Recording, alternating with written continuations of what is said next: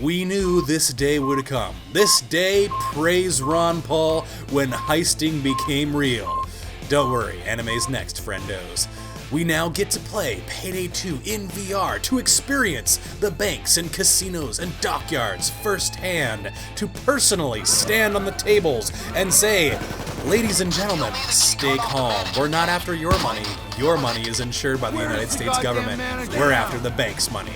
Except that screwhead. You looking at me funny, boy? How about a taste of my knuckle sandwich? The very first thing I have to say is, holy crap, they actually did it. Payday 2 VR is light years ahead of where I thought they would be, but they actually made all of this work, and fairly well, on the diesel engine. What almighty code wizard did they have to suck off to get this to run? I was skeptical. Oh man, was I ever skeptical. I thought, nope, this is a gimmick. I don't like the answers I'm getting from the AMA. I don't trust the diesel engine to run any of this stuff. Nope, this is going to suck. Well, guess what? It really doesn't. In fact, this is one of the better VR titles I've played so far on the Vive. It's a giddy thrill to be able to get about as close to playing these heists as I've done dozens, if not hundreds of times, as it would really be legal. This appraisal is not without its caveats, but as a quick note here, I know you guys have big questions about stuff like teleportation and reloading, and I'll get to those in a second, trust me. I want to go over some of the smaller stuff first and then get to the elephant in the room. Okay, so the one part I can't really demonstrate is how the VR looks and how it feels. Sure, you can see the output here in 2D, but you can't really experience it yourself from that. For me, the interpolation is solid. I'm not getting any headaches while playing. I will say that some things, like the heisters, look really big, while other things, like the hostages, look really small. The cross-kill pistols are freaking massive. There is no 45 caliber pistol this big in real life. You would have to step up to a 50 AE, and surprise, surprise, the deagles are just about as large. My first big point while using the guns relates generally to the topic of control customization, so we'll start there. There is generally a lack of customization at this time regarding stuff like the UI and where your hands are displayed. You can adjust the belt that all the stuff is held up on, up and down, but no side to side, no changing the size of individual buttons, no adjusting the locations of individual buttons. I haven't done a video on it yet, but there's a game on the market called Zomday that has just about all of these options available, including where your hands are projected in VR space, what locomotion system you use, stuff like that. I'm sure there are other games too that have this level of customization regarding the HUD and other control elements, and I would highly advise Overkill to look at these as a set of check marks in terms of control customization. That being said, we are still early in feature design here, and I can absolutely see the need for fixing the big stuff like bugs and overall usability before cranking down on the little stuff. And that brings me to aiming in VR, which was quite well done. Somebody at Overkill is a gun nut. I couldn't help but notice that the handling for the Glocks and the 1911 variants were much different from each other. Since the Glocks have a much more angled grip in real life, somebody made sure that you're having to point much further forward and down while using them to get a sight picture, and that's a nice touch. Stuff like that, plus hand placement on the rifles changing from model to model, makes handling from weapon to weapon vary. That might make you prefer one gun over the other for reasons entirely unrelated to accuracy or stability or stopping power. For example, I use this $70 stock I got on Amazon or somewhere. It has adjustable magnet clamps here so you can stick the Vive controllers on them. Really kick-ass, minimalistic solution to the alternative of waving your arms around a negative space trying to line the sights up. A very common thing to happen though when using this kind of stock is if your controllers aren't lined up to where the game thinks your hands should be, it'll tilt the gun down to try and make the distance match. Payday 2's tilt isn't that bad, it's around 2 to 3 degrees. It's enough to lose sight picture, but not enough to be a serious problem. I can just adjust where I have my head and hands and be good. If the distance your hands should be is different from primary to secondary, however, your two rifles are going to handle pretty differently from each other. It's not that big of a deal, just throws me off a little bit when I swap from one to the other. It's like, alright, this gun does that. If I had two guns that were around the same length and did the same thing when the front end was gripped, I might prefer them together because it provides a more consistent control scheme, and consistency is the key to accuracy and speed. This is only 100% my problem, maybe yours if you use a similar stock. It's really quite cool that each of the guns is handled differently. One small note is that I would like to be able to use a secondary pistol in my left hand while using my assault rifle in my right. Come down to pulling out my backup piece for any reason, it shows up in my right hand, and here I am with the stock trying to aim a pistol with it, and stooging my way around the room, knocking over glasses and my girlfriend. Sure, I can take the Vive off and put the stock down, or go full hog and get a sling for my stock, but I'd really just like to be able to pull out my pistol and take a few quick shots before slamming another magazine in my rifle again. I am essentially having to limit my builds to two two-handed guns or multiple single-handed guns. It's not an awful thing, but I'm picky like that. To compensate, I propose making shooting a medium to high caliber rifle with one hand give a little more recoil. I'm pretty sure I'm cool with that. What I am not 100% cool with are the sights. I'm not even talking about the iron sights. Those can go off and die in a corner. They are so hard to read for me that it's practically a non-option. It's the red dots in VR that I have problems with. Now, the red dot sights for PC players are totally fine. You've got a reasonably sized monitor, and the guns are usually pulled really tight to your face, so the size of the reticles on the dots are totally fine. With the Vive, you have to put the sight so close to your face, and at any other distance, the dots themselves are tiny. You have to remember that the Vive is using a 1080 by 1200 screen for each eye, right next to your eye. When the sights are around stock distance from my face, the dots occupy 1 to 2 pixels at best. It doesn't matter how bright they are, that's hard to see, especially if the sight is anywhere off the 40 degrees of vision or so in the middle, where the Vive isn't blurry.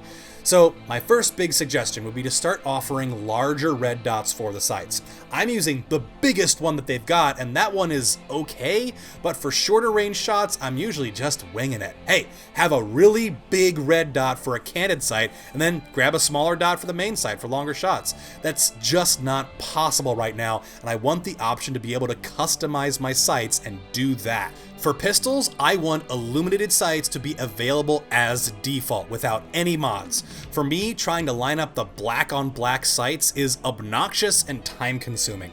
Getting a big ol' laser sight is pretty much a must with most of these guns, but I want to be able to sight them like normal. Secondarily to this is the gun smoothing. I don't know why, but especially on the two-handed weapons, Overkill decided to smooth out the motions. You can see here how the end of the rifle lags while I'm turning it. I can't see who this benefits. Like, what is this supposed to accomplish? Slightly smoother shots at range? No, this is awful. It makes tracking moving targets a pain in the ass, and turning the gun to hit motionless targets feels really screwy. And hey, if you want to keep it, then just make it an option. Toggle that shit. Let me have slightly shakier but way better tracked shots. Right now, it's actually hindering my ability to hit stuff. These are all nitpicks, however. As a whole, the game works great, and the guns are fairly easy to use, and the whole experience is freeing and exhilarating, and that's with the reload scheme. Remember that AMA a month back where Tobias said something along the lines of, manual reloads are just a timer and you intersect your belt with the gun? That sounded awful, and that is in the game. However, and I don't know whether this was added after the negative reaction, but at this point, here's how you can reload manually. You hit the reload button on the controller, grip at this point, a timer starts ticking down on your chest, and when it's done, you can grab that square, and an actual magazine appears in your hand, and you can guide it into your gun. Bingo, bango, you gotta reload. Why didn't he just say that? This is so much better than what I thought it would be. This feels almost, but not quite, like reloading a gun. Certainly about standard for most VR shooters. This is an absolutely passable method of gun reloading, and I actually like it. Yes, the timer's a little bit weird, but remember, this is a game that's half an RPG. You unlock better equipment as you heist. That's part of the fun. Having a magazine with a few more shots or faster reload speed is so much more noticeable when you have to wait for it and then reload yourself, and it's far more satisfying to unlock equipment because of that. If it weren't that way, then the speed pull mags would just be a cosmetic item rather than a game-changing one. Now, at this point, and I don't know why, but incomplete reloads are not possible for shotguns, or at least the semi-auto ones I was using. Ironically, they are available for assault rifles, so figure that. I'm sure it's just a glitch, not a design feature, although shotguns are really stupendously powerful in VR, just because you're not aiming for headshots so much, or as easily anymore. Having that pellet spread, even at medium ranges, is spicy meatball. So despite it not being as pure as some games like Onward or Pavlov, I really like the reloading in Payday 2. It's functional, it's fun, and it's visceral enough to satisfy me at the very least. Alright, so let's talk about the teleporting. It has always been, and always will be, an awkward movement style for shooters. It's slow, and at times imprecise. Especially this early in the beta, there are definitely moments where I'm trying to get somewhere, usually through a doorway, and the teleport is just not having it, and I'm taking a whole lot of damage that I really don't need right now. The cooldown effect that Tobias was talking about is that the teleportation target starts at your feet and slowly moves towards where you're pointing. This is faster when you're not wearing as much armor and has longer range as well, so when you have more armor, you have less mobility overall, and you should expect that. You can get onto ledges and tables and other stuff you could previously jump onto, so that's not actually a problem like I thought it might have been. When you absolutely have to jump onto that surface and you can't because the teleport isn't letting you, then it's a problem, and that does come up from time to time. I also think that the movement speed with even moderate armor is a bit too slow. I'm moving at ICTV speeds with just a full flap. And I will say for the future that I'm not a huge fan of having this be the only method of locomotion. Pragmatically, however, I'll say that this is okay, fine even. It functions. I can take a position, evaluate my targets, take some shots, reevaluate, and then relocate if needed. I'm an armor player usually anyways, so this style of motion suits me. I can totally see how a player used to a more mobile playstyle is gonna be hankering for that trackpad locomotion, and I do want to see trackpad locomotion somewhere down the road. As it is for me and my playstyle, I know that my tune would probably change if I was playing any kind of dodge build, and that this might piss a few people off, but I'm not actually missing it. The novelty factor is still there, however. It might be tainting my judgment that I'm still just giggling like mad that I'm playing Payday 2 in VR. Okay, let's come down to earth. There are still things that I don't like how they're handled. The head into the wall thing, trying to keep players from seeing the whole map by sticking their faces into the wall. Sure, I get that. Can't just have the screen go black though. This happens far too often on simple stuff like door frames, and again on stuff like balconies that shouldn't have any intersection issues to begin with. I think that you could start it as a slight gray out and then fade to black the more you get into the wall. Right now, I've had more than a few moments where I've teleported very quickly to a location and I take a step or lean in the wrong direction and suddenly everything is black and I don't know how to get out.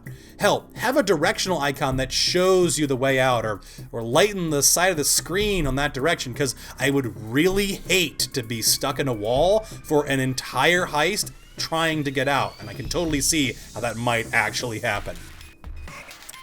Bag throwing. Okay, so you grab the bag, then you aim it and press the trigger to throw. This isn't that bad. Plus, you have to somehow take into account bags that are heavier than other ones, and I don't see an easy way of telegraphing that into VR.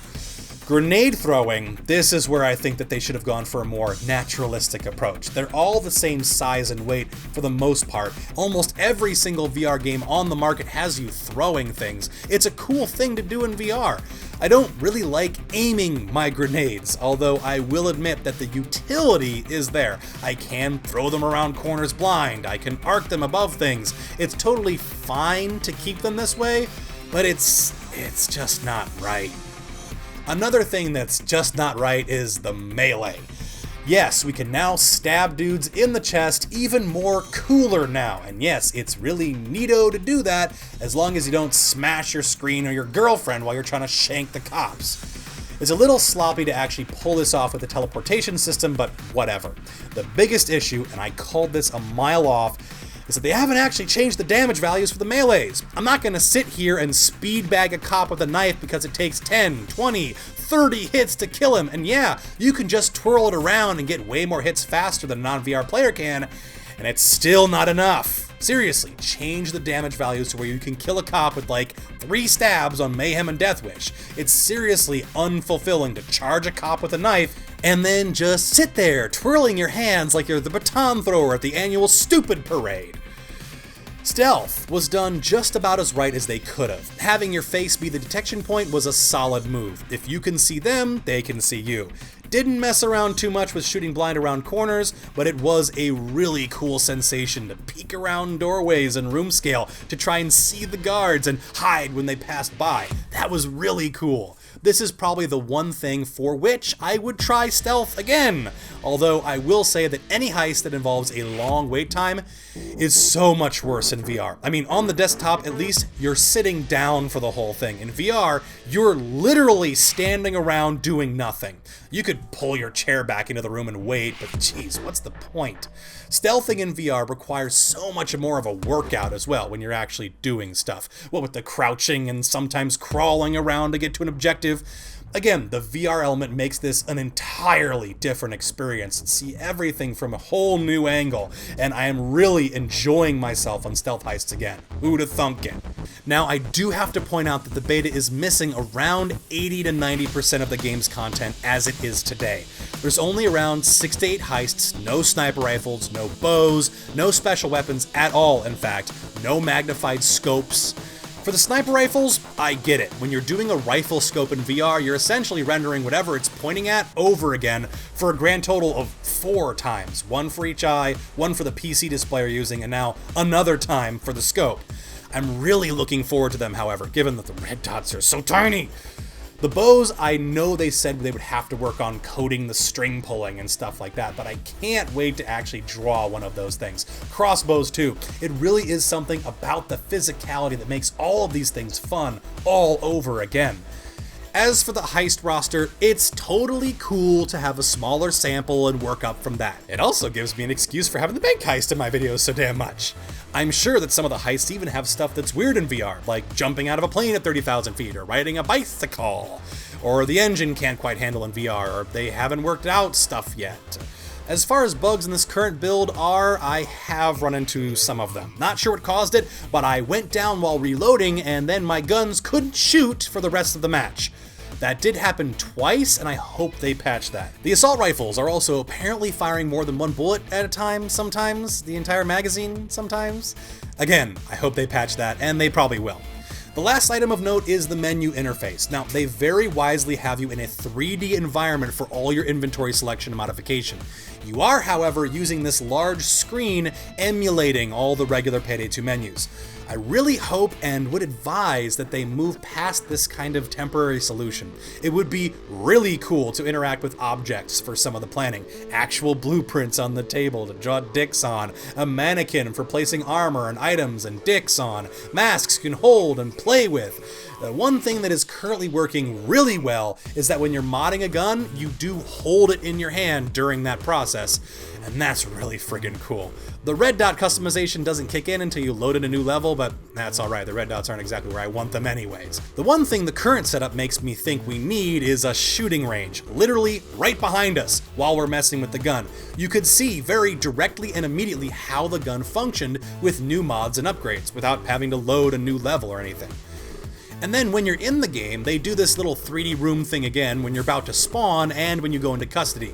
You're in this little void box, and I gotta say, when you're in custody, it would be so cool if you made this a jail cell. Please, spice it up. Otherwise, watching the rest of the action from an emulated monitor takes you out of the fight in just the right way, although it is disconcerting slightly to jump right back into the heist in full 3D once you get tagged back in.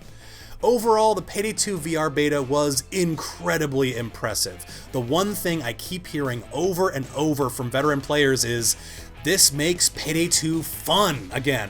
To me, there is no greater praise. This is a 4-year-old game with people who have thousands of hours under their belts. If this brings some of them back in and reignites that spark, then Overkill have done their jobs.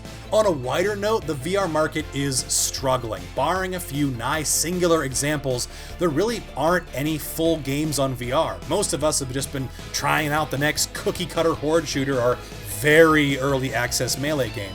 Payday 2 will be one of the first fully featured, hell, over-featured games on the VR market at all, and if fully realized, is going to be a boon to VR games as a whole. The name recognition from having a game this fully featured on the VR market this early alone is worth its weight in gold, and if they plan on doing any VR stuff for their games in the future, people's ears are going to prick up. So, that's the beta as it stands today. I'm looking forward to it getting better and more fully featured as time goes on, to rediscover all the played out heists and guns and tactics all over again. If there's any VR content you guys would like to see out of me, anything specific, please let me know. I do want to cover this going into 2018. That being said, stay as frosty as humanly possible, keep all your helmets flying straight into orbit, and I'll see you soon.